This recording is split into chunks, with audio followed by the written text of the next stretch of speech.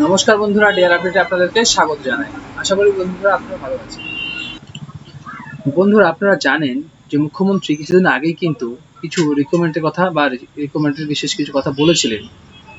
তো বন্ধু, সেই মতে কিন্তু বন্ধুরা কিছু পেপারে কিন্তু সে খবর ছাপিয়েছিল এবং রিকমেন্ডের একটা নোটিফিকেশন দেওয়া হয়েছে। আপনারা জানেন যে যেগুলো চাকরির পরীক্ষার পেপার, কর্মসংস্থান, কর্মক্ষেত্রে সেগুলোতে দেওয়া হয়েছে। তো সেই বিষয়গুলো আমি আপনাদের সামনে তুলে ধরবো। কিসের ফর্ম ফিল আপ ছেড়েছে এবং শেষের দিকে আমি জানাবো যে এই মাসে কেন্দ্রীয় এবং রাজ্য সরকারের কোন পরীক্ষা কবে কবে হবে সেই বিষয়গুলো আপনাদের সামনে আমি তুলে ধরবো। বন্ধুরা চলুন দেখুন। বন্ধুরা এখানে কিন্তু বলেছে, দেখুন আমি কিন্তু একটু মার্ক করে দিচ্ছি আপনাদের সুবিধার জন্য। এখানে বলেছে গ্রুপ সি ও গ্রুপ ডি পদের, ঠিক আছে, কয়েক হাজার শূন্যপদের বিজ্ঞপ্তি শীঘ্রই। অর্থাৎ আপনারা দেখতেই পাচ্ছেন যে পেপারে কিন্তু এটা একটা রিপোর্টের পেপার থেকে নেওয়া। এখানে বলেছে যে পশ্চিমবঙ্গ স্টাফ সিলেকশন কমিশনের মাধ্যমে রাজ্য সরকারের বিভিন্ন দপ্তরে দ্রুত কর্মী নিয়োগের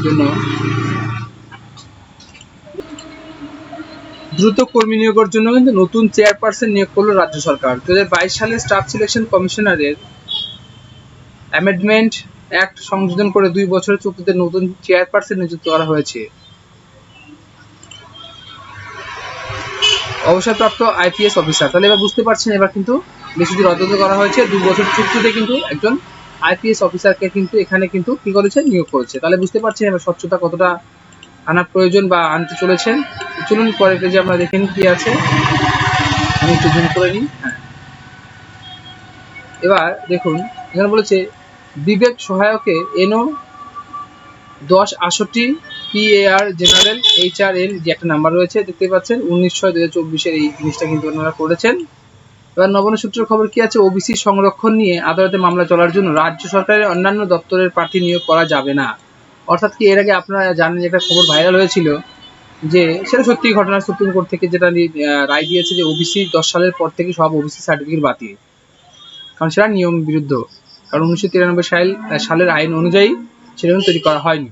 তার জন্য কিন্তু পশ্চিমবঙ্গ অনির্দিষ্টকালের জন্য কিন্তু কি পরীক্ষার ফর্ম ফিল আপ একটা বন্ধ ছিল। তো তার জন্য কি হয়েছিল, যদি কোনো ফর্ম ছাড়ে সেখানে কিন্তু ক্যাটাগরি অনুযায়ী কেউ ফর্ম ফিল আপ করতে পারবে না, ওবিসি এ এবং ওবিসি বি আপনারা জানেন। তো সেজন্য কি করেছে, সেজন্য এইটা যতদিন না সমাধানের পথ বেরোচ্ছে ততদিনের জন্য একটা সমস্যা চলছে।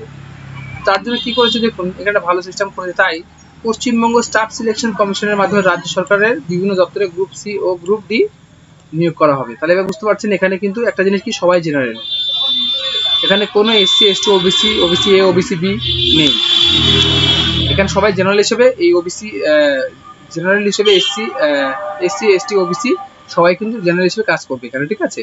তো এখানে কি সেই ফর্ম ফিল আপটা কিন্তু সবাই জেনারেল হিসেবে করবে তোমরা সবাই। এবার তার কি পরে বলে কি বলেছে দেখো, আমি দেখে নিচ্ছি নিচে, চলো।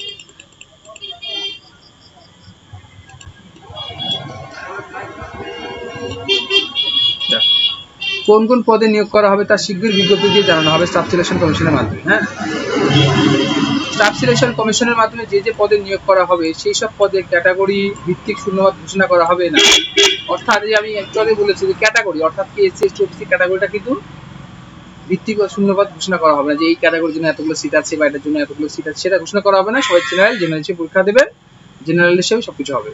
সেক্ষেত্রে সব সংযুক্ত ক্যাটাগরির প্রার্থীরা সাধারণ প্রার্থী হিসেবে দরখাস্ত করতে পারবে। বুঝতে পারছেন বিষয়টা?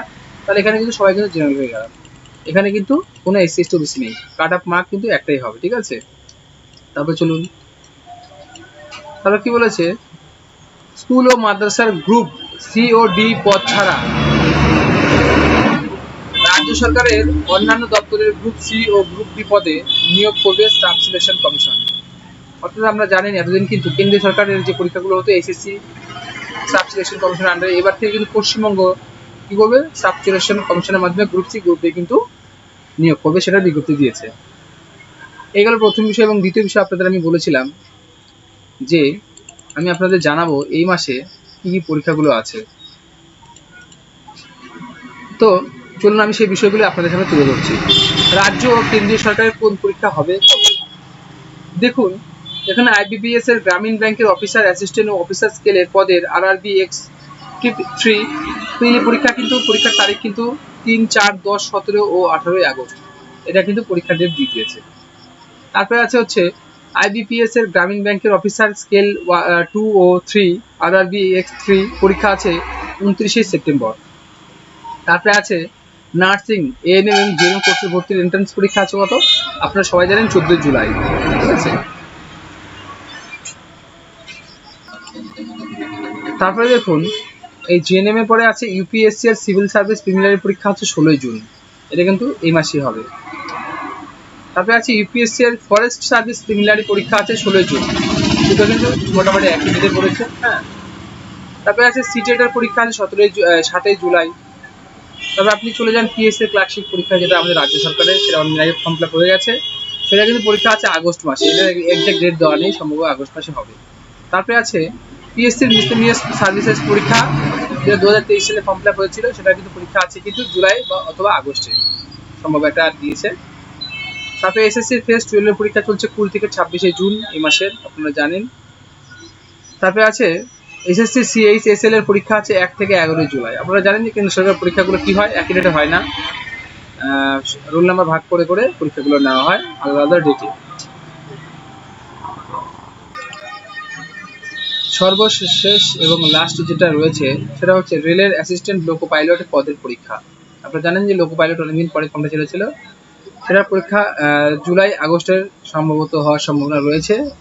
তো এই ছিল বন্ধুরা আজকে আমার ছোট্ট একটা ভিডিও। যদি ভালো লাগে অবশ্যই আমার চ্যানেলটিকে সাবস্ক্রাইব করবেন, লাইক শেয়ার কমেন্ট করবেন, তাহলে কিন্তু নতুন নতুন আপডেট, নতুন নতুন চাকরির পরীক্ষা, ফর্ম ফিল আপ ইত্যাদি সবকিছু আপনারা পেয়ে যাবেন। এই ভিডিওটা সাবস্ক্রাইব করে রাখলে নোটিফিকেশন বাড়তি কিন্তু অবশ্যই আপনাদের সামনে চলে যাবে। অনেক ধন্যবাদ বন্ধুরা আমার ভিডিও দেখার জন্য।